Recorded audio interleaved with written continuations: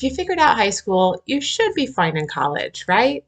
Not always. Many students who had no trouble in high school find themselves really struggling to keep up in college, especially in that first semester. In this video, we're going to talk about 4 things that could be happening here. First, high school classes tend to move through material about half as fast as college courses. So instead of taking 2 to 3 weeks to cover a textbook chapter, for example, a college course will cover 1 or 2 chapters in 1 week.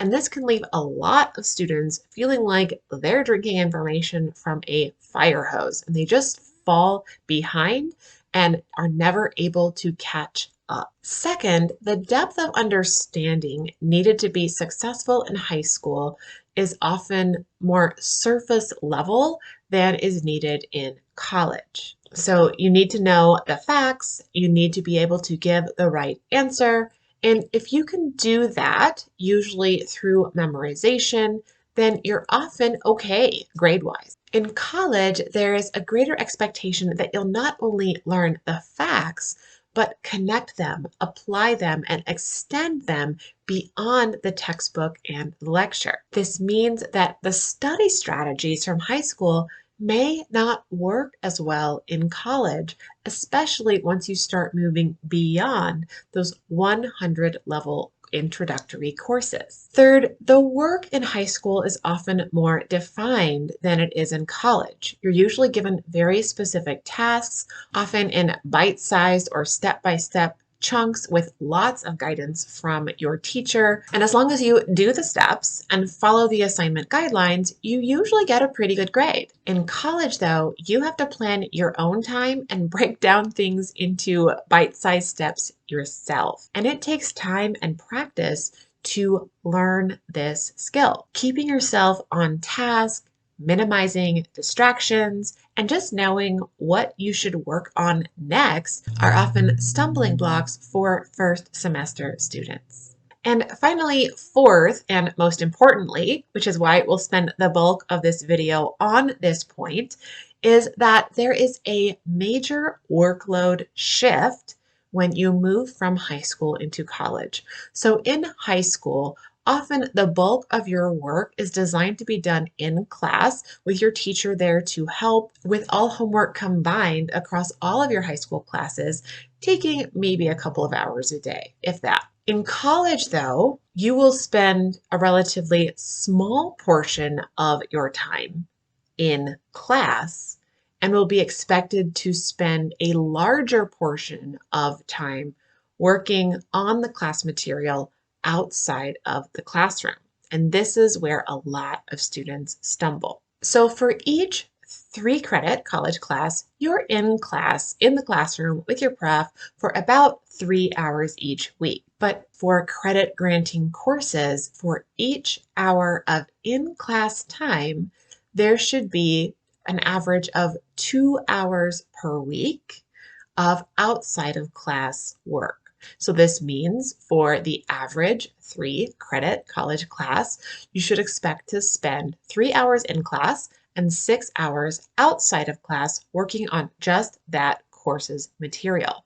If you are taking the typical 15-credit semester load, this means that you can expect to spend about 15 hours in classrooms during the week, and you need to plan to spend about 30 hours each week on top of that outside of class working on studying, working on assignments, or whatever else you need to do for those courses.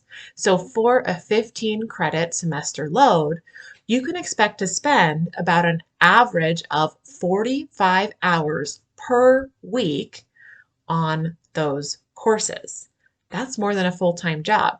And if you're taking 18 credits, that jumps to 54 hours of total time you can expect to spend on average each week across your courses. This is shocking to many students when they first learn about this. And being aware of this reality and how much time you should expect to spend outside of class can really help you plan your time accordingly so that you can be successful in your courses. So one thing that did help me with this as a first generation new to college freshman was I went into my first semester with the framework that this was my full-time job, that I would expect to spend about 8 hours a day, 5 days a week, maybe a little bit more depending on the week if there's an extra assignment or an extra exam, but I would be dedicating the bulk of my waking time to my college courses. And when I did that, when it was expected that I will be spending 40 to 50 hours per week on my college courses, then first I didn't resent the work. It was expected. I knew this was how things work, how I was going to get the degree. It also removed some stress. I didn't have the time pressure. I didn't feel like I needed to cram because I was dedicating and setting aside plenty of time to be able to read those textbook chapters and write those papers and study for those exams. And so it wasn't as stressful as it would have been if I was trying to squeeze those tasks into found pockets of time. And when I have students coming into my office with the struggle of, I can't keep up, this is very often what they report to me is that they're trying to fit outside of class work into small pockets of found time, and it's just not working. And that's because it can't work that way. We need to make sure we're structuring our time to have plenty of hours to keep up with all of that outside of class work. So I have an action step for you. Before you try to change anything, even if you feel like, oh my goodness, that's my problem, wait, don't make any changes yet.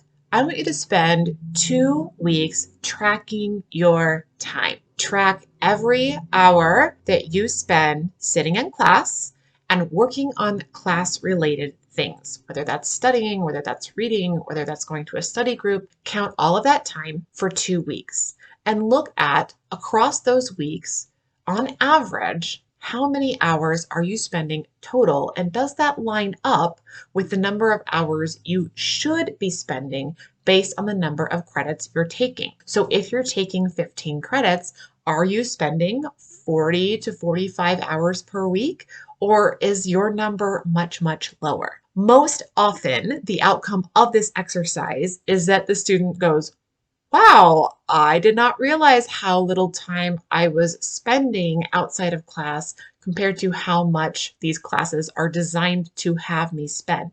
And often when you can balance that, it makes things so much easier and so much less stressful because you just know this is what you need to do. And you do that and you're good to go. But if you do this tracking exercise, and you find, yeah, I'm spending 40, 45, 50, 60 hours per week, and I am still struggling. I'm still failing my courses. I'm still falling behind. This is when it may make sense to evaluate things. So it may be worth looking into some additional supports that may be available to help you succeed in your courses, because something clearly isn't working. Maybe you could find a way to learn more efficient or effective study strategies so that you can get better studying done in less time. Maybe you're dealing with a disadvantage that could benefit from some accommodations through your campus disability services office. Never hesitate to go talk with them and see if there's something that could help you.